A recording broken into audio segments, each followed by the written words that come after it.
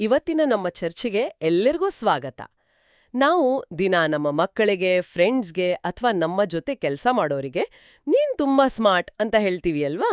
ಹೌದು ಹೌದು ನಿಜವಾಗ್ಲೂ ನೀನು ಜೀನಿಯಸ್ ಅಂತ. ಹೌದು ಅವ್ರಿಗೆ ಒಂದು ಪ್ರೋತ್ಸಾಹ ಸಿಗ್ಲಿ ಅಂತ. ಆದ್ರೆ ನಾವು ಹೊಗಳಿಕೆ ಅಂತ ಅನ್ಕೊಂಡಿರೋ ಇದೇ ಮಾತು ಅವರನ್ನ ಸೋಲಿನ ಕಡೆಗೆ ತಳ್ತಾ ಇರಬಹುದು. ಅಂದ್ರೆ ಇದು ಕೇಳೋಕೆ ಸ್ವಲ್ಪ ವಿಚಿತ್ರ ಅನ್ಸಿದ್ರೂ ಇದರಲ್ಲಿ ಒಂದು ಆಳವಾದ ಸತ್ಯ ಇದೆ. ಇವತ್ತು ನಾವು ಮನೋವಿಜ್ಞಾನದ ಒಂದು ಜಬರ್ದಸ್ತ್ ಐಡಿಯಾ ಬಗ್ಗೆ ಮಾತಾಡೋಣ. ನಮ್ಮ ಬಗ್ಗೆ ನಾವೇ ಇಟ್ಕೊಂಡಿರೋ ಒಂದೇ ಒಂದು ನಂಬಿಕೆ ನಮ್ಮ ಇಡೀ ಲೈಫನ್ನೇ ಹೇಗ್ ರೂಪಿಸ್ಬೋದು ಅಂತ ನೋಡೋಣ. ನಾವಿವತ್ತು ನೋಡ್ತಾ ಇರೋದು ಕ್ಯಾರಲ್ ಡ್ರೇಕ್ ಅವರ ಮೈಂಡ್ ಸೆಟ್ ಅನ್ನೋ ಪುಸ್ತಕದ ಆಧಾರದ ಮೇಲೆ. ಹೌದು, ನಮ್ಮ ಗುರಿ ತುಂಬಾ ಸಿಂಪಲ್: ಸ್ಥಿರ ಮತ್ತು ಬೆಳವಣಿಗೆ ಅನ್ನೋ ಎರಡು ಮನಸ್ಥಿತಿಗಳನ್ನ ಅರ್ಥ ಮಾಡ್ಕೊಳ್ಳೋದು. ಅವು ನಮ್ಮ ಕೆರಿಯರ್, ನಮ್ಮ ಸಂಬಂಧಗಳ ಮೇಲೆ ಹೇಗ್ ಪ್ರಭಾವ ಬೀರುತ್ತೆ ಅಂತ, ಮತ್ತು ಮುಖ್ಯವಾಗಿ ಇದನ್ನ ನಾವು ಬದಲಾಯಿಸಬಹುದಾ ಅಂತ ಕಂಡಿಡಿಯೋದು. ಮೆಟ್ಟಿಲಾಗಿಸ್ಕೊಳ್ಳೋದು ಹೇಗೆ ಮತ್ತು ಒಂದು ದೊಡ್ಡ ಕಂಪ್ನಿ ಹೇಗೆ ದಿವಾಳಿಯಾಗುತ್ತೆ, ವಾವ್, ಇದರ ಹಿಂದೆಲ್ಲ ಈ ಮನಸ್ಥಿತಿಯ ಆಟ ಇದೆ. ಸೊ ನಾವು ಈ ಒಳಸುಳಿಗಳನ್ನ ಒಂದೊಂದಾಗಿ ಬಿಡಿಸಿ ನೋಡೋಣ. ಸರಿ, ಹಾಗಾದ್ರೆ ಇದನ್ನ ಶುರು ಮಾಡೋಣ. ಈ ಪುಸ್ತಕದ ಹೃದಯ ಭಾಗದಲ್ಲೇ ಇರೋದು ಎರಡು ತರಹದ ಮನಸ್ಥಿತಿಗಳು ಅಂತ ಹೇಳಿದ್ನಿ. ಹೌದು, ಒಂದು ಸ್ಥಿರ ಮನಸ್ಥಿತಿ ಅಥವಾ ಫಿಕ್ಸ್ಡ್ ಮೈಂಡ್ಸೆಟ್, ಇನ್ನೊಂದು ಬೆಳವಣಿಗೆಯ ಮನಸ್ಥಿತಿ ಅಥವಾ ಗ್ರೋತ್ ಮೈಂಡ್ಸೆಟ್. ಹೌದು. ಸ್ಥಿರ ಮನಸ್ಥಿತಿ ಅಂದ್ರೆ ಏನಪ್ಪಾ ಅಂದ್ರೆ ನಮ್ಮ ಬುದ್ಧಿವಂತಿಕೆ, ನಮ್ಮ ಟ್ಯಾಲೆಂಟ್, ನಮ್ಮ ವ್ಯಕ್ತಿತ್ವ ಇದೆಲ್ಲ ಕಲ್ಲಿನ ಮೇಲೆ ಕೆತ್ತಿದ ಹಾಗೆ. ಅಂದ್ರೆ ಫಿಕ್ಸ್ಡ್. ಅದನ್ನ ಬದಲಾಯಿಸಕ್ ಆಗಲ್ಲ ಅನ್ನೋ ನಂಬಿಕೆ. ಈ ನಂಬಿಕೆ ಇರುವಾಗ ಏನಾಗುತ್ತೆ ಅಂದ್ರೆ ಜೀವನದ ಪ್ರತಿಯೊಂದು ಸನ್ನಿವೇಶವೂ ಒಂದು ಪರೀಕ್ಷೆ ತರ ಆಗೋಗುತ್ತೆ. ಒಂದು ಎಕ್ಸಾಮ್ ತರಹನಾ? ಎಕ್ಸಾಕ್ಟ್ಲಿ. ನಾನು ಬುದ್ಧಿವಂತ ಅಂತ ಪ್ರೂವ್ ಮಾಡಬೇಕಾ ಅಥವಾ ದಡ್ಡ ಅಂತ ಗೊತ್ತಾಗೋಗುತ್ತಾ ಅನ್ನೋ ಭಯದಲ್ಲೇ ಬದುಕಬೇಕಾಗತ್ತೆ. ಅಂದ್ರೆ ಪ್ರತಿಯೊಂದು ಕೆಲಸವೂ ಅವರ ಸಾಮರ್ಥ್ಯಕ್ಕೆ ಕೊಟ್ಟಿರೋ ಒಂದು ಫೈನಲ್ ಜಡ್ಜ್ಮೆಂಟ್ ಅನ್ನೋ ಹಾಗೆ. ಫೇಲ್ ಆದ್ರೆ ಮುಗಿತು, ನಾನು ಸೋತವಳು ಅಂತ ಒಂದು ಲೇಬಲ್ ಬಿದ್ಬಿಡುತ್ತೆ. ಹೌದು, ಒಂದು ಪರ್ಮನೆಂಟ್ ಲೇಬಲ್. ಇದಕ್ಕೆ ತದ್ವಿರುದ್ಧವಾಗಿ ಬೆಳವಣಿಗೆಯ ಮನಸ್ಥಿತಿ ಇದೆ. ಇದು ನಮ್ಮ ಸಾಮರ್ಥ್ಯಗಳು ಕಷ್ಟಪಟ್ಟು, ತರಬೇತಿ ಪಡೆದು, ಪರಿಶ್ರಮದಿಂದ ಬೆಳೆಯುತ್ತೆ ಅನ್ನೋ ನಂಬಿಕೆ ಅಲ್ವಾ? ನಿಖರವಾಗಿ.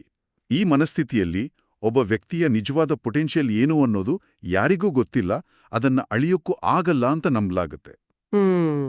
ಯಾಕಂದ್ರೆ ವರ್ಷಗಳ ಪರಿಶ್ರಮ, ಉತ್ಸಾಹ ಮತ್ತು ತರಬೇತಿಯಿಂದ ಎಲ್ಲಿಗೆ ಬೇಕಾದ್ರೂ ತಲುಪೋದು. ಈಗ ನೋಡಿ, ಡಾರ್ವಿನ್ ಮತ್ತು ಟಾಲ್ಸ್ಟಾಯ್. ಓ ಹೌದು, ಅವರನ್ನ ಚಿಕ್ಕವರಿಂದಾಗ ತೀರಾ ಸಾಮಾನ್ಯ ಹುಡುಗರು ಅಂತ ಎಲ್ರೂ ಅಂದ್ಕೊಂಡಿದ್ರು. ಆದ್ರೆ ಅವರ ಬೆಳವಣಿಗೆಯ ಮನಸ್ಥಿತಿ ಅವರನ್ನ ಎಲ್ಲಿಗೆ ತಲುಪಿಸ್ತು ನೋಡಿ. ಓಕೆ, ಈ ಒಂದು ನಂಬಿಕೆಯ ವ್ಯತ್ಯಾಸ, ಸವಾಲು, ಪ್ರಯತ್ನ, ಸೋಲು, ಈ ಮೂರರ ಅರ್ಥವನ್ನೇ ಸಂಪೂರ್ಣವಾಗಿ ಬದಲಾಯಿಸಿಬಿಡುತ್ತೆ. ಇದು ನಿಜವಾಗ್ಲೂ ಕುತೂಹಲಕಾರಿ. ಸೋಲಿನಿಂದ ಶುರು ಮಾಡೋಣ. ಯಾಕಂದ್ರೆ ನೀವಾಗ್ಲೇ ಫ್ರಾನ್ಸ್ನ ಬಾಣಸಿಗನ ಬಗ್ಗೆ ಹೇಳಿದ್ರಿ. ಏನದು ಅವರ ಕಥೆ? ಅದು ಬರ್ನಾರ್ಡ್ ಲೂಯಿಸೋ ಅವರ ದುರಂತ ಕಥೆ. ಅವರು ಫ್ರಾನ್ಸ್ನ ಅತ್ಯಂತ ಪ್ರಸಿದ್ಧ ಬಾಣಸಿಗರಲ್ಲಿ ಒಬ್ರು. ಅವರ ರೆಸ್ಟೋರೆಂಟ್ಗೆ ಅತ್ಯುನ್ನತ ರೇಟಿಂಗ್ ಇತ್ತು. ಅವರು ತಮ್ಮ ಪ್ರತಿಭೆಯ ಬಗ್ಗೆ ಒಂದು ಸ್ಥಿರ ಮನಸ್ಥಿತಿಯನ್ನ ಇಟ್ಕೊಂಡಿದ್ರು. ಒಂದು ದಿನ ಅವರ ರೆಸ್ಟೋರೆಂಟ್ನ ರೇಟಿಂಗ್ಸ್ ಸ್ವಲ್ಪ ಕಡಿಮೆ ಆಗ್ಬೋದು ಅನ್ನೋ ಒಂದು ವದಂತಿ ಅಷ್ಟೇ ಹರಡುತ್ತೆ. ಗಮನಿಸಿ, ಅದು ನಿಜ ಅಲ್ಲ. ಕೇವಲ ಒಂದು ವದಂತಿ ಅಷ್ಟೇನಾ? ಕೇವಲ ಒಂದು ವದಂತಿ. ಆ ಸಂಭಾವ್ಯ ಸೋಲಿನ ಕಲ್ಪನೆಯನ್ನೇ ಅವರಿಂದ ಸಹಿಸೋಕೆ ಆಗಲ್ಲ. ಸೋಲು ಅವರ ವ್ಯಕ್ತಿತ್ವದ ಮೇಲಿನ ಒಂದು ಕಪ್ಪು ಚುಕ್ಕೆ, ಒಂದು ಶಾಶ್ವತ ತೀರ್ಪು ಅಂತ ಅವರು ಭಾವಿಸಿದರು. ಆ ಒತ್ತಡವನ್ನ ತಡೆಯೋಕಾಗದೆ ಅವರು ಆತ್ಮಹತ್ಯೆ ಮಾಡ್ಕೋತಾರೆ. ಓ ಮೈ ಗಾಡ್! ಸ್ಥಿರ ಮನಸ್ಥಿತಿಗೆ ಸೋಲು ಅಂದ್ರೆ ಅದು ಅಂತ್ಯ, ದಿ ಎಂಡ್. ಇದು ನಿಜಕ್ಕೂ ಆಘಾತಕಾರಿ. ಹಾಗಾದ್ರೆ ಇದೇ ಪರಿಸ್ಥಿತಿಯನ್ನ ಒಬ್ಬ ಬೆಳವಣಿಗೆಯ ಮನಸ್ಥಿತಿಯ ವ್ಯಕ್ತಿ ಹೇಗ್ ನೋಡ್ತಾರೆ? ಅವರಿಗೇನು ಸೋಲಿನ ನೋವಾಗಲ್ವಾ? ನೋವಾಗತ್ತೆ, ಖಂಡಿತ ನೋವಾಗತ್ತೆ. ಆದ್ರೆ ಅದರ ಅರ್ಥ ಬೇರೆ ಇರುತ್ತೆ. ಹೇಗೆ? ಬೆಳವಣಿಗೆಯ ಮನಸ್ಥಿತಿಗೆ ಸೋಲು ಅನ್ನೋದೊಂದು ಮಾಹಿತಿ ಅಷ್ಟೇ, ಅದೊಂದು ಡೇಟಾ ಪಾಯಿಂಟ್. Okay, information. ಹೌದು. ನಾನು ಯಾಕೆ ಸೋತೆ, ನನ್ನ ಸ್ಟ್ರಾಟಜಿಯಲ್ಲಿ ಏನ್ ತಪ್ಪಿತ್ತು, ಮುಂದಿನ ಸಲ ಇದನ್ನ ಹೇಗೆ ಸರಿ ಮಾಡ್ಕೋಬಹುದು ಅಂತ ಅವ್ರು ಯೋಚಿಸ್ತಾರೆ. ಸೋಲು ಅವರಿಗೆ ನೀನೊಬ್ಬ ಸೋತವನು ಅನ್ನೋ ಲೇಬಲ್ ಅಲ್ಲ, ಬದಲಾಗಿ ನಿನ್ನ ಪ್ರಯತ್ನ ಇನ್ನೂ ಸಾಲ್ದು ಅನ್ನೋ ಒಂದು ಮೆಸೇಜ್. ಓಕೆ.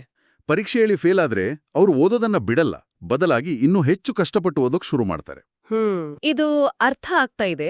ಬಹುಶಃ ಸೋಲನ್ನ ತಪ್ಪಿಸ್ಕೊಳ್ಳೋಕೆ ಸ್ಥಿರ ಮನಸ್ಥಿತಿಯವರು ಸವಾಲುಗಳಿಂದಲೇ ದೂರ ಉಳಿತಾರೆ ಅಲ್ವಾ? ಎಕ್ಸಾಕ್ಟ್ಲಿ. ಯಾಕಂದ್ರೆ ಸವಾಲೇ ಇಲ್ಲ ಅಂದ್ರೆ ಸೋಲಿನ ಪ್ರಶ್ನೆಯೇ ಬರಲ್ಲ. ಕರೆಕ್ಟ್. ಅದಕ್ಕೊಂದು ಅದ್ಭುತ ಉದಾಹರಣೆ ಇದೆ ಹಾಂಗ್ಕಾಂಗ್ ವಿಶ್ವವಿದ್ಯಾಲಯದಲ್ಲಿ ವಿದ್ಯಾರ್ಥಿಗಳಿಗೆ. ಹೇಳಿ. ಅವ್ರಿಗೆ ನಿಮ್ಮ ಇಂಗ್ಲಿಷ್ ಸ್ಕಿಲ್ಸನ್ನ ಇಂಪ್ರೂವ್ ಮಾಡ್ಕೊಳ್ಳಕ್ಕೆ ಒಂದು ಹೊಸ ಕೋರ್ಸ್ ಇದೆ, ಯಾರಿಗ್ ಬೇಕು ಅಂತ ಕೇಳಿದ್ರು. ಓಕೆ. ಆಗ ಬೆಳವಣಿಗೆಯ ಮನಸ್ಥಿತಿ ಇದ್ದ ವಿದ್ಯಾರ್ಥಿಗಳು ತಕ್ಷಣ ಖಂಡಿತ ನಮ್ಗೆ ಬೇಕು ಅಂತ ಮುಂದೆ ಬಂದ್ರು. ಅವ್ರಿಗೆ ತಮ್ಮ ಇಂಗ್ಲಿಷ್ ಅಷ್ಟು ಚೆನ್ನಾಗಿಲ್ಲ ಅಂತ ಒಪ್ಕೊಳ್ಳಕ್ಕೆ ಯಾವ ಸಂಕೋಚನೂ ಇರಲಿಲ್ಲ. ಯಾಕಂದ್ರೆ ಅದೊಂದು ಕಲಿಯೋ ಅವಕಾಶ. ಹೌದು. ಆದ್ರೆ ಸ್ಥಿರ ಮನಸ್ಥಿತಿ ಇದ್ದ ವಿದ್ಯಾರ್ಥಿಗಳು ಇದ್ರಲ್ಲ, ಅವರು ಆಸಕ್ತಿನೇ ತೋರಿಸ್ಲಿಲ್ಲ. ಯಾಕೆ? ಯಾಕಂದ್ರೆ ಆ ಕೋರ್ಸ್ ತಗೊಂಡ್ರೆ ನನ್ನ ಇಂಗ್ಲಿಷ್ ವೀಕ್ ಅಂತ ಎಲ್ಲರ ಮುಂದೆ ಒಪ್ಕೊಂಡ ಹಾಗಾಗತ್ತೆ ಅನ್ನೋ ಭಯ ಅವ್ರಿಗೆ. ವಾವ್! ಅಂದ್ರೆ ತಮ್ಮ ದೌರ್ಬಲ್ಯವನ್ನ ಮುಚ್ಚಿಡೋಕೆ ಅವರು ಕಲಿಯೋ ಒಂದು ಅವಕಾಶವನ್ನೇ ತಿರಸ್ಕರಿಸ್ಬಿಟ್ರು. ಹೌದು. ಇದು ಪ್ರಯತ್ನದ ವಿಷಯಕ್ಕೂ ಅನ್ವಯಿಸುತ್ತೆ ಅನ್ಸುತ್ತೆ. ಸ್ಥಿರ ಮನಸ್ಥಿತಿಯಲ್ಲಿ ಪ್ರಯತ್ನ ಪಡೋದೇ ಒಂದು ಅವಮಾನದ ಸಂಕೇತ ತರ. ಖಂಡಿತ. ನೀನು ನಿಜವಾಗ್ಲೂ ಜೀನಿಯಸ್ ಆಗಿದ್ರೆ ಇಷ್ಟೆಲ್ಲ ಎಫರ್ಟ್ ಹಾಕ್ಬೇಕೇ ಇರ್ಲಿಲ್ಲ ಅನ್ನೋ ತರ. ಕರೆಕ್ಟ್. ಅವರಿಗೆ ಪ್ರಯತ್ನ ಅನ್ನೋದು ದೌರ್ಬಲ್ಯದ ಸಂಕೇತ. ಎಲ್ಲವೂ ಸುಲಭವಾಗಿ ನ್ಯಾಚುರಲ್ ಆಗಿ ಬರಬೇಕು. ಆದ್ರೆ ಬೆಳವಣಿಗೆಯ ಮನಸ್ಥಿತಿಗೆ ಪ್ರಯತ್ನವೇ ಎಲ್ಲವೂ. ಪ್ರಯತ್ನವೇ ಪ್ರತಿಭೆಯನ್ನ ಹೊತ್ತಿಸಿ ಅದನ್ನ ಸಾಧನೆಯಾಗಿ ಪರಿವರ್ತಿಸೋ ಫ್ಯೂಯಲ್. ಸರಿ, ಈ ಮನಸ್ಥಿತಿಗಳು ನಿಜ ಜೀವನದಲ್ಲಿ ಅಂದ್ರೆ ಕ್ರೀಡೆ, ಬಿಸ್ನೆಸ್, ಸಂಬಂಧಗಳಲ್ಲಿ ಹೇಗೆ ಕೆಲಸ ಮಾಡುತ್ತೆ ಅಂತ ನೋಡೋಣ. ಕ್ರೀಡಾಲೋಕದಿಂದ ಶುರು ಮಾಡೋಣ. ಓಕೆ. ಅಲ್ಲಿ ಸಹಜ ಪ್ರತಿಭೆ ಅಥವಾ ನ್ಯಾಚುರಲ್ ಟ್ಯಾಲೆಂಟ್ ಅನ್ನೋ ಪದವನ್ನೇ ಪೂಜೆ ಮಾಡ್ತಾರೆ. ಹೌದು. ಆದರೆ ಚಾಂಪಿಯನ್ಗಳನ್ನ ಸೂಕ್ಷ್ಮವಾಗಿ ಗಮನಿಸಿದ್ರೆ ಗೊತ್ತಾಗುತ್ತೆ, ಹೆಚ್ಚಿನವರು ಬೆಳವಣಿಗೆಯ ಮನಸ್ಥಿತಿಯವರು. ಉದಾಹರಣೆಗೆ ಜಾನ್ ಮೆಕೆನ್ರೋ ಅನ್ನೋ ಟೆನ್ನಿಸ್ ಆಟಗಾರ. ಅವರಲ್ಲಿ ಸಿಕ್ಕಾಪಟ್ಟೆ ಸಹಜ ಪ್ರತಿಭೆ ಇತ್ತು, ಆದರೆ ಸ್ಥಿರ ಮನಸ್ಥಿತಿ. ಅವರು ಸೋತಾಗ ಎಲ್ಲ ಅಂಪೈರ್ ಸರಿಯಿರ್ಲಿಲ್ಲ, ಗಾಳಿ ಜೋರಾಗಿತ್ತು, ಪ್ರೇಕ್ಷಕರು ಗಲಾಟೆ ಮಾಡಿದ್ರು ಅಂತ ಬೇರೆಯವರ ಮೇಲೆ ದೂರ್ತಿದ್ರು. ಸೋಲಿನ ಜವಾಬ್ದಾರಿಯನ್ನ ಯಾವತ್ತೂ ತಗೊಳ್ಳಿಲ್ಲ. ಯಾವತ್ತೂ ಇಲ್ಲ. ಹಾಗಾಗಿ ತಜ್ಞರ ಪ್ರಕಾರ ಅವರ ಸಂಪೂರ್ಣ ಸಾಮರ್ಥ್ಯವನ್ನ ಅವರು ಯಾವತ್ತೂ ತಲುಪಲೇ ಇಲ್ಲ. ಇದಕ್ಕೆ ತದ್ವಿರುದ್ಧವಾದ ಉದಾಹರಣೆ ಅಂದ್ರೆ ಮೈಕಲ್ ಜಾರ್ಡನ್ ಅಲ್ವಾ? ಅವರನ್ನ ಸಾರ್ವಕಾಲಿಕ ಶ್ರೇಷ್ಠ ಬಾಸ್ಕೆಟ್ಬಾಲ್ ಆಟಗಾರ ಅಂತ ಕರೀತಾರೆ. ಆದ್ರೆ ಅವರನ್ನ ಹೈಸ್ಕೂಲ್ ತಂಡದಿಂದಲೇ ತೆಗೆದುಹಾಕಿದ್ರು. ಹೌದು. ಅವರೇ ಹೇಳ್ತಾರೆ, ನಾನು ನನ್ನ ವೃತ್ತಿ ಜೀವನದಲ್ಲಿ 9,000ಕ್ಕೂ ಹೆಚ್ಚು ಶಾಟ್ಗಳನ್ನು ಮಿಸ್ ಮಾಡಿದ್ದೇನೆ. ಸುಮಾರು 300 ಪಂದ್ಯಗಳನ್ನು ಸೋತಿದ್ದೇನೆ. 26 ಬಾರಿ ಗೆಲುವಿನ ಶಾಟ್ ಹೊಡೆಯುವ ಜವಾಬ್ದಾರಿ ನನ್ಮೇಲಿತ್ತು ಮತ್ತು ನಾನು ವಿಫಲನಾಗಿದ್ದೇನೆ. ನಾನು ನನ್ನ ಜೀವನದಲ್ಲಿ ಪದೇ ಪದೇ ಸೋತಿದ್ದೇನೆ ಮತ್ತು ಅದಕ್ಕಾಗಿಯೇ ನಾನು ಯಶಸ್ವಿಯಾಗಿದ್ದೇನೆ. ಇದೇ ಶುದ್ಧವಾದ ಬೆಳವಣಿಗೆಯ ಮನಸ್ಥಿತಿ. ಅಬ್ಸಲ್ಯೂಟ್ಲಿ. ಜಾಕಿ ಜಾಯ್ನರ್ ಕೆರ್ಸಿ ಅವರ ಕಥೆಯೂ ಅಷ್ಟೇ. ಅವರನ್ನು ಸಾರ್ವಕಾಲಿಕ ಶ್ರೇಷ್ಠ ಮಹಿಳಾ ಅಥ್ಲೀಟ್ ಅಂತ ಕರೀತಾರೆ. ಹೌದು. ಆದ್ರೆ ಅವರು ತಮ್ಮ ಮೊದಲ ಟ್ರ್ಯಾಕ್ ಮೀಟ್ಗಳಲ್ಲಿ ಕೊನೆ ಸ್ಥಾನದಲ್ಲಿ ಬರ್ತಿದ್ರು. ಸೋಲನ್ನ ಅವರು ಕಲಿಕೆಯ ಸಾಧನವಾಗಿಸ್ಕೊಂಡ್ರು. ಇದು ಕ್ರೀಡಾಪಟುಗಳಿಗೆ ವೈಯಕ್ತಿಕವಾಗಿ ಅನ್ವಯಿಸುತ್ತೆ. ಇದೇ ಐಡಿಯಾ ಒಂದು ಇಡೀ ಕಂಪನಿಗೆ ಹೇಗೆ ಅನ್ವಯಿಸುತ್ತೆ? ಒಬ್ಬ ಸಿಇಒನ ಮನಸ್ಥಿತಿ ಒಂದು ಇಡೀ ಸಂಸ್ಥೆಯ ಕಲ್ಚರನ್ನೇ ರೂಪಿಸೋಕೆ ಸಾಧ್ಯನಾ? ಸಂಪೂರ್ಣವಾಗಿ ಸಾಧ್ಯ. ಸ್ಥಿರ ಮನಸ್ಥಿತಿಯ ನಾಯಕರು ಪ್ರತಿಭೆಯ ಸಂಸ್ಕೃತಿ ಅಥವಾ ಕಲ್ಚರ್ ಆಫ್ ಜೀನಿಯಸ್ ಅನ್ನೋದನ್ನ ಸೃಷ್ಟಿ ಮಾಡ್ತಾರೆ. ಅಂದ್ರೆ ಅವರೇ ಕಂಪನಿಯಲ್ಲಿ ಅತಿ ಬುದ್ಧಿವಂತರು ಅಂತ ತೋರಿಸ್ಕೋಬೇಕು. ಅವರು ತಪ್ಪು ಮಾಡಲ್ಲ, ಟೀಕೆಗಳನ್ನ ಸಹಿಸಲ್ಲ, ತಮ್ಮ ಸುತ್ತ ಬರೀ ಹೌದು ಸ್ವಾಮಿ ಅನ್ನೋರ್ನೇ ಇಟ್ಕೋತಾರೆ. ಎನ್ರಾನ್ ಕಂಪನಿಯ ನಾಯಕರು ಇದಕ್ಕೆ ಕುಖ್ಯಾತ ಉದಾಹರಣೆ. ಅವರು ಕೇವಲ ಪ್ರತಿಭಾವಂತರನ್ನ ಕೆಲಸಕ್ಕೆ ತಗೋತಿದ್ರು, ಆದ್ರೆ ಅವರ ಅಭಿವೃದ್ಧಿಗೆ ಯಾವತ್ತೂ ಒತ್ತು ಕೊಡ್ಲಿಲ್ಲ. ಕೊನೆಗೆ ಕಂಪನಿ ಹೇಗೆ ಪತನವಾಯಿತು ಅಂತ ನಮ್ಗೆಲ್ಲ ಗೊತ್ತೇ ಇದೆ. ಕ್ರೈಸ್ಲರ್ ಕಂಪನಿಯ ಲಿಯಾ ಯಾಕೋಕ ಕೂಡ ಇದೇ ತರಹ ಅಲ್ವಾ? ಆರಂಭದಲ್ಲಿ ಯಶಸ್ವಿಯಾದ್ರೂ ನಂತರ ತಮ್ಮನ್ನೇ ಪೂಜಿಸೋರಿಂದ ಸುತ್ತುವರೆದು ವಿಮರ್ಶಕರನ್ನ ದೂರವಿಟ್ರು. ಹೌದು. ಇದಕ್ಕೆ ವಿರುದ್ಧವಾಗಿ ಬೆಳವಣಿಗೆಯ ಮನಸ್ಥಿತಿಯ ನಾಯಕರು ಅಭಿವೃದ್ಧಿಯ ಸಂಸ್ಕೃತಿ ಅಂದ್ರೆ ಕಲ್ಚರ್ ಆಫ್ ಡೆವಲಪ್ಮೆಂಟ್ ಅನ್ನೋದನ್ನ ನಿರ್ಮಿಸ್ತಾರೆ. ಓಕೆ. ಅವರು ಕಠಿಣ ಸತ್ಯಗಳನ್ನ ಎದುರಿಸ್ತಾರೆ, ಟೀಕೆಗಳನ್ನ ಸ್ವಾಗತಿಸ್ತಾರೆ ಮತ್ತು ತಮ್ಮ ಉದ್ಯೋಗಿಗಳ ಬೆಳವಣಿಗೆಗೆ ಬೆಂಬಲ ನೀಡ್ತಾರೆ. ಜೆರಾಕ್ಸ್ ಕಂಪನಿ ದಿವಾಳಿ ಆಗೋ ಹಂತದಲ್ಲಿದ್ದಾಗ ಆನ್ ಮುಲ್ಕಾಹಿ ಅದರ ಸಿಇಒ ಆದರು. ಹೌದು, ಅವರ ಕಥೆ ಕೇಳಿದೀನಿ. ಅವರಿಗೆ ವ್ಯಾಪಾರದ ಮೂಲಭೂತ ವಿಷಯಗಳೇ ಗೊತ್ತಿರ್ಲಿಲ್ವಂತೆ. ಒಬ್ಬ ಸಿಇಒಗೆ ಬಿಸ್ನೆಸ್ ಬೇಸಿಕ್ಸ್ ಗೊತ್ತಿಲ್ಲ ಅಂತ ಒಪ್ಕೊಳ್ಳೋದು ಅದು ದೊಡ್ಡ ವಿಷಯ. ಅದೇ ಬೆಳವಣಿಗೆಯ ಮನಸ್ಥಿತಿ. ಅವರು ನಾಚಿಕೆಪಟ್ಕೊಳ್ಳಿಲ್ಲ. ತಕ್ಷಣ ಬ್ಯಾಲೆನ್ಸ್ ಶೀಟ್ 101 ಅಂತಹ ಕೋರ್ಸ್ಗಳನ್ನ ತಗೊಂಡು ಕಷ್ಟಪಟ್ಟು ಕಲ್ತು ಕಂಪನಿಯನ್ನ ಆರ್ಥಿಕ ಸಂಕಷ್ಟದಿಂದ ಪಾರು ಮಾಡಿದ್ರು. ಅದ್ಭುತ. ಇಲ್ಲಿ ನಾಯಕತ್ವ ಅಂದ್ರೆ ಎಲ್ಲಾ ಉತ್ತರಗಳನ್ನ ಹೊಂದಿರೋದಲ್ಲ, ಬದಲಾಗಿ ಉತ್ತರಗಳನ್ನ ಹುಡುಕೋಕೆ ಸಿದ್ಧರಿರುವುದು. ಓಕೆ, ಕ್ರೀಡೆ ಮತ್ತು ಬಿಸ್ನೆಸ್ ಅರ್ಥ ಆಯ್ತು. ಆದ್ರೆ ಈ ಪುಸ್ತಕದಲ್ಲಿ ನನ್ನನ್ನ ಅತಿ ಹೆಚ್ಚು ಆಶ್ಚರ್ಯಗೊಳಿಸಿದ್ದು ಇದು ವೈಯಕ್ತಿಕ ಸಂಬಂಧಗಳಿಗೂ ಅನ್ವಯಿಸುತ್ತೆ ಅನ್ನೋದು. ಪ್ರೀತಿಯಲ್ಲಿ ಮನಸ್ಥಿತಿ ಹೇಗೆ ಕೆಲಸ ಮಾಡುತ್ತೆ? ಆ ಇದು ತುಂಬಾ ಸೂಕ್ಷ್ಮವಾದ ವಿಷಯ. ಸ್ಥಿರ ಮನಸ್ಥಿತಿಯವರು ಸಂಬಂಧಗಳಲ್ಲಿ ಹೀಗೆ ಆಗಬೇಕೆಂದು ಬರೆದಿತ್ತು ಅಥವಾ ಮೆಂಟ್ ಟು ಬಿ ಅನ್ನೋ ಒಂದು ಮ್ಯಾಜಿಕ್ ಅನ್ನ ನಿರೀಕ್ಷಿಸ್ತಾರೆ. ಹೌದು, ಸಿನಿಮಾಗಳಲ್ಲಿ ನೋಡು ಹಾಗೆ. ಎಕ್ಸಾಕ್ಟ್ಲಿ. ಎಲ್ಲವೂ ಪರ್ಫೆಕ್ಟ್ ಆಗಿರಬೇಕು, ಯಾವ ಭಿನ್ನಾಭಿಪ್ರಾಯಗಳು ಇರಬಾರ್ದು, ಕಮ್ಯುನಿಕೇಷನ್ ಈಸಿ ಆಗಿರಬೇಕು ಅಂತ ಅನ್ಕೋತಾರೆ. ಯಾವಾಗ ಸಂಬಂಧಕ್ಕಾಗಿ ಸ್ವಲ್ಪ ಪ್ರಯತ್ನ ಪಡಬೇಕಾಗಿ ಬರುತ್ತೋ ಆಗ ಸಮಸ್ಯೆ ಶುರುವಾಗತ್ತೆ. ಹೌದು, ಓ ನಮ್ಮಿಬ್ಬರ ನಡುವೆ ಸರಿಯಿಲ್ಲ ಅಂತ ತೀರ್ಮಾನಿಸ್ಬಿಡ್ತಾರೆ. ಅಂದ್ರೆ ಒಂದು ಜಗಳವಾದ್ರೆ ಅದನ್ನ ಸಂಬಂಧದ ಅಂತ್ಯದ ಸೂಚನೆ ಅಂತ ನೋಡ್ತಾರೆ. ಸಮಸ್ಯೆ ಇರೋದು ತಮ್ಮ ಸಂಗಾತಿಯ ವ್ಯಕ್ತಿತ್ವದಲ್ಲೇ ಅಂತ ದೂಷಿಸ್ತಾರೆ. ಹೌದು. ಆದರೆ ಬೆಳವಣಿಗೆಯ ಮನಸ್ಥಿತಿಯವರು ಒಂದು ಉತ್ತಮ ಸಂಬಂಧವನ್ನ ಕಟ್ಟಬೇಕು, ಅದನ್ನ ಉಳಿಸೋಕೆ ನಿರಂತರ ಪ್ರಯತ್ನ, ಸಂವಹನ ಮತ್ತು ಭಿನ್ನಾಭಿಪ್ರಾಯಗಳನ್ನ ಬಗೆಹರಿಸೋ ಕಲೆ ಬೇಕು ಅಂತ ಅರ್ಥ ಮಾಡ್ಕೊಂಡಿರ್ತಾರೆ. ಅವರು ಸಮಸ್ಯೆಗಳನ್ನ ಇಬ್ಬರೂ ಸೇರಿ ಪರಿಹರಿಸಬೇಕಾದ ಸವಾಲುಗಳಾಗಿ ನೋಡ್ತಾರೆ. ಇದರಿಂದ ಸಂಬಂಧ ಉಳಿಯೋದು ಮಾತ್ರ ಅಲ್ಲ, ಇಬ್ಬರು ವ್ಯಕ್ತಿಗಳಾಗಿ ಬೆಳಿತಾರೆ. ಹಾಗಾದ್ರೆ ಈ ಮನಸ್ಥಿತಿಗಳು ಎಲ್ಲಿಂದ ಬರುತ್ತೆ? ನಾವು ಹುಟ್ಟಿನಿಂದಲೇ ಹೀಗಿರ್ತೀವಾ ಅಥವಾ ಇದು ಬೆಳೆಯುತ್ತಾ ಬರೋದಾ? ಖಂಡಿತ ಇಲ್ಲ. ಇದು ಹೆಚ್ಚಾಗಿ ಬಾಲ್ಯದಲ್ಲಿ ನಮ್ಮ ಪೋಷಕರು, ನಮ್ಮ ಟೀಚರ್ಸ್ ನಮಗೆ ಕೊಡುವ ಸಂದೇಶಗಳಿಂದ ರೂಪುಗೊಳ್ಳುತ್ತೆ. ಓ, ಹಾಗಾದ್ರೆ ಇದರಲ್ಲಿ ಹೊಗಳಿಕೆಯ ಪಾತ್ರ ಬಹಳ ಮುಖ್ಯ ಮತ್ತು ನಾವು ಅಂದುಕೊಂಡಿದ್ದಕ್ಕಿಂತ ಹೆಚ್ಚು ಅಪಾಯಕಾರಿ ಕೂಡ. ನಾವು ಚರ್ಚೆಯ ಆರಂಭದಲ್ಲಿ ಹೇಳಿದ ಅದೇ ವಿಷಯ, ನೀನು ತುಂಬಾ ಬುದ್ಧಿವಂತೆ ಅಂತ ಮಕ್ಕಳನ್ನ ಹೊಗಳೋದ್ರಲ್ಲಿರೋ ಅಪಾಯ. ನಿಖರವಾಗಿ ಈ ಹೊಗಳಿಕೆ ಮಗುವಿಗೆ ಒಂದು ಸಂದೇಶ ಕೊಡುತ್ತೆ.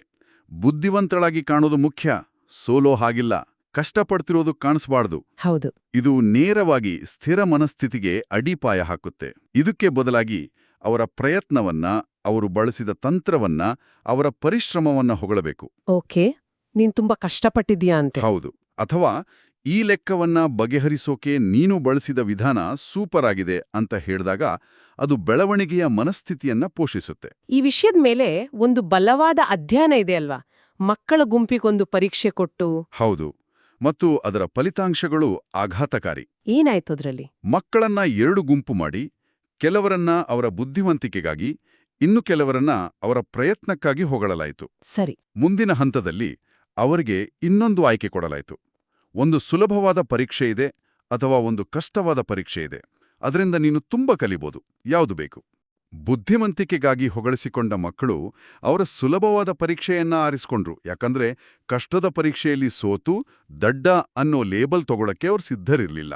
ಆದ್ರೆ ಪ್ರಯತ್ನಕ್ಕಾಗಿ ಹೊಗಳಿಸ್ಕೊಂಡವರು ಅವ್ರ ಕಷ್ಟವಾದ ಪರೀಕ್ಷೆಯನ್ನೇ ಆರಿಸ್ಕೊಂಡ್ರು. ಯಾಕಂದ್ರೆ ಅವ್ರಿಗೆ ಕಲಿಯೋದು ಮುಖ್ಯವಾಗಿತ್ತು. ವಾವ್. ಆದ್ರೆ ಎಲ್ಲಕ್ಕಿಂತ ಭಯಾನಕ ಸಂಗತಿ ಇನ್ನೊಂದಿದೆ. ಕೊನೆಯಲ್ಲಿ ಬೇರೆಯವರಿಗೆ ತಮ್ಮ ಅಂಕಗಳ ಬಗ್ಗೆ ಹೇಳೋ ಅವಕಾಶ ಬಂದಾಗ ಬುದ್ಧಿವಂತಿಕೆಗಾಗಿ ಹೊಗಳಿಸಿಕೊಂಡ ಮಕ್ಕಳಲ್ಲಿ 40% ಮಕ್ಕಳು ತಮ್ಮ ಅಂಕಗಳ ಬಗ್ಗೆ ಸುಳ್ಳೇಳಿದ್ರು. ಏನು ನಂಬೋಕೆ ಆಗ್ತಿಲ್ಲ. ಸೋಲನ್ನ ಒಪ್ಕೊಳ್ಳಕ್ಕೆ ಆಗದಷ್ಟು ಒತ್ತಡ ಆ ಹೊಗಳಿಕೆ ಸೃಷ್ಟಿ ಮಾಡಿತು. ಇದು ನಿಜಕ್ಕೂ ಗಂಭೀರವಾದ ಪರಿಣಾಮ. ಹಾಗಾದ್ರೆ ನಮ್ಮಲ್ಲಿ ಸ್ಥಿರ ಮನಸ್ಥಿತಿ ಈಗಾಗ್ಲೇ ಬೇರೂರಿದ್ರೆ ಇದನ್ನ ಬದಲಾಯಿಸೋಕೆ ಸಾಧ್ಯನಾ ಅಥವಾ ಇದಿಷ್ಟೇನಾ? ಖಂಡಿತ ಸಾಧ್ಯ. ಅದಕ್ಕಾಗಿನೇ ಈ ಪುಸ್ತಕ ಬರೆದಿರೋದು. ಮೊದಲ ಹೆಜ್ಜೆ ಅರಿವು, ಅವೇರ್ನೆಸ್. ಹೌದು, ನಮ್ಮಲ್ಲಿ 2 ಮನಸ್ಥಿತಿಗಳು ಇವೆ ಮತ್ತು ಬೇರೆ ಬೇರೆ ಸಂದರ್ಭಗಳು ಅವನ್ನ ಪ್ರಚೋದಿಸ್ತವೆ ಅಂತ ಒಪ್ಕೊಳ್ಳೋದು. ಎರಡನೇದಾಗಿ ನಮ್ಮ ಮೆದುಳು ಒಂದು ಸ್ನಾಯುವಿನ ಹಾಗೆ, ಸತ್ಯವನ್ನ ಅರ್ಥ ಮಾಡಿಕೊಳ್ಳೋದು. ನಮ್ಮದೇ ಸ್ಥಿರ ಮನಸ್ಥಿತಿಯ ಪ್ರಚೋದಕಗಳನ್ನ ಅಂದ್ರೆ ಟ್ರಿಗರ್ಸ್ ಅನ್ನ ಗುರುತಿಸೋದು ಮುಂದಿನ ಹೆಜ್ಜೆ ಅನ್ಸುತ್ತೆ. ಖಂಡಿತ. ಅಂದ್ರೆ ಯಾವ ಸಂದರ್ಭಗಳು ನಮ್ಮನ್ನ ನಾನು ಸರಿ ಬೇರೆಯವರು ತಪ್ಪು ಅನ್ನೋ ರಕ್ಷಣಾತ್ಮಕ ಸ್ಥಿತಿಗೆ ತಳ್ಳುತ್ತೆ ಅಂತ ಗಮನಿಸೋದು. ಹೌದು. ಉದಾಹರಣೆಗೆ, ಯಾರಾದ್ರೂ ನಮ್ಮ ಕೆಲಸವನ್ನ ಟೀಕಿಸಿದಾಗ, ಒಂದು ದೊಡ್ಡ ಸವಾಲು ಎದುರಾದಾಗ, ಅಥವಾ ನಮ್ಮ ಜೊತೆಗಿರೋರು ನಮ್ಗಿಂತ ಹೆಚ್ಚು ಯಶಸ್ವಿಯಾದಾಗ ನಮ್ಮ ಸ್ಥಿರ ಮನಸ್ಥಿತಿ ಹೊರಗೆ ಬರಬಹುದು. ಓಕೆ. ಅದನ್ನ ಗುರುತಿಸಿದ್ಮೇಲೆ ಕೇವಲ ನಾನು ಬದಲಾಗಬೇಕು ಅಂತ ಅಂದ್ಕೊಂಡ್ರೆ ಸಾಲದು, ಒಂದು ಸ್ಪಷ್ಟವಾದ ದೃಢವಾದ ಯೋಜನೆಯನ್ನ ಹಾಕೋಬೇಕು. ಒಂದು ಕಾಂಕ್ರೀಟ್ ಪ್ಲಾನ್. ಹೌದು. ಉದಾಹರಣೆಗೆ, ಮುಂದಿನ ಸಲ ನನ್ನ ಬಾಸ್ ನನ್ನ ಕೆಲಸದ ಬಗ್ಗೆ ನೆಗೆಟಿವ್ ಫೀಡ್ಬ್ಯಾಕ್ ಕೊಟ್ರೆ ನಾನು ಸಮರ್ಥನೆ ಮಾಡ್ಕೊಳ್ಳೋ ಬದಲು ಅವರಿಂದ ಕಲಿಯೋಕೆ ಕನಿಷ್ಠ 3 ಅಂಶಗಳನ್ನ ಕೇಳಿ ಬರ್ಕೋತೀನಿ ಅಂತ ನಿರ್ಧರಿಸೋದು. ಇದು ಒಳ್ಳೆ ಐಡಿಯಾ. ಈ ತರದ ಸಣ್ಣ ನಿರ್ದಿಷ್ಟ ಯೋಜನೆಗಳು ದೊಡ್ಡ ಬದಲಾವಣೆಗೆ ಕಾರಣವಾಗುತ್ತೆ. ಹಾಗಾದ್ರೆ ಒಟ್ಟಾರೆಯಾಗಿ ಹೇಳೋದಾದ್ರೆ ನಮ್ಮ ಸಾಮರ್ಥ್ಯಗಳ ಬಗ್ಗೆ ನಾವಿಟ್ಕೊಂಡಿರೋ ನಂಬಿಕೆಗಳು ಕೇವಲ ನಂಬಿಕೆಗಳಲ್ಲ. ಅವು ನಾವು ಜೀವನವನ್ನ, ಸವಾಲುಗಳನ್ನ, ಸಂಬಂಧಗಳನ್ನ ನೋಡೋ ಒಂದು ಕನ್ನಡಕದ ಹಾಗೆ. ಹೌದು. ಸ್ಥಿರ ಮನಸ್ಥಿತಿ ನಮ್ಮನ್ನ ಒಂದು ಪೆಟ್ಟಿಗೆಯಲ್ಲಿ ಬಂಧಿಸಿದ್ರೆ, ಬೆಳವಣಿಗೆಯ ಮನಸ್ಥಿತಿ ನಮ್ಗೆ ಹೊಸ ಬಾಗುಲುಗಳನ್ನ ತೆರೆಯುತ್ತೆ. ಇಲ್ಲಿ ಒಂದು ಪ್ರಮುಖ ಒಳನೋಟವಿದೆ. ಕೆಲವೊಮ್ಮೆ ಜನ ಅನ್ಕೋತಾರ ಬೆಳವಣಿಗೆಯ ಮನಸ್ಥಿತಿ ಅಂದ್ರೆ ಶ್ರೇಷ್ಠತೆಯನ್ನ ಬಿಟ್ಕೊಡೋದು, ಪ್ರಯತ್ನವೇ ಎಲ್ಲ, ಪ್ರತಿಭೆಗೆ ಬೆಲೆ ಇಲ್ಲ ಅಂತ. ಆದ್ರೆ ಅದು ನಿಜ ಅಲ್ಲ. ಸತ್ಯವೇಂದ್ರೆ ಬೆಳವಣಿಗೆಯ ಮನಸ್ಥಿತಿಯೇ ಆ ಶ್ರೇಷ್ಠತೆಯ ಅನ್ವೇಷಣೆಯನ್ನ ಆನಂದದಾಯಕ ಮತ್ತು ಸುಸ್ಥಿರವಾಗಿಸುತ್ತೆ. ಯಾಕೆ? ಯಾಕಂದ್ರೆ ಅಲ್ಲಿ ಪ್ರತಿ ಸೋಲು ಕೊನೆಯಲ್ಲ, ಅದೊಂದು ಹೊಸ ಆರಂಭ. ನಮ್ಮ ಕೇಳುಗರಿಗೆ ಒಂದು ಅಂತಿಮ ಚಿಂತನೆಯನ್ನ ಬಿಟ್ಹೋಗೋಣ. ಈ ಪುಸ್ತಕದಲ್ಲಿ ಕ್ರೀಡಾಪಟುಗಳ ಬಗ್ಗೆ ಮಾತಾಡುವಾಗ ಯಾರೋ ಒಬ್ಬ ಮತ್ತು ಯಾರೂ ಅಲ್ಲ ಅಂದ್ರೆ ಸಂಬಡಿ ವರ್ಸಸ್ ನೋಬಡಿ ಅನ್ನೋ ಒಂದು ಸಿಂಡ್ರೋಮ್ ಬಗ್ಗೆ ಹೇಳಲಾಗುತ್ತೆ. ಹೌದು. ಅಂದ್ರೆ ಗೆದ್ರೆ ಮಾತ್ರ ನಾನು ಯಾರೋ ಒಬ್ಳು, ಸೋತ್ರೆ ಯಾರೂ ಅಲ್ಲ ಅನ್ನೋ ಭಾವನೆ. ಯಾರೂ ಅಲ್ಲ ಆಗ್ಬಿಡ್ತೀನಿ ಅನ್ನೋ ಈ ಭಯ ನಮ್ಮ ಜೀವನದ ಬೇರೆ ಯಾವ ಕ್ಷೇತ್ರಗಳಲ್ಲಿ ಕಾಣಿಸ್ಕೊಳ್ಳುತ್ತೆ? ಒಳ್ಳೆ ಪ್ರಶ್ನೆ.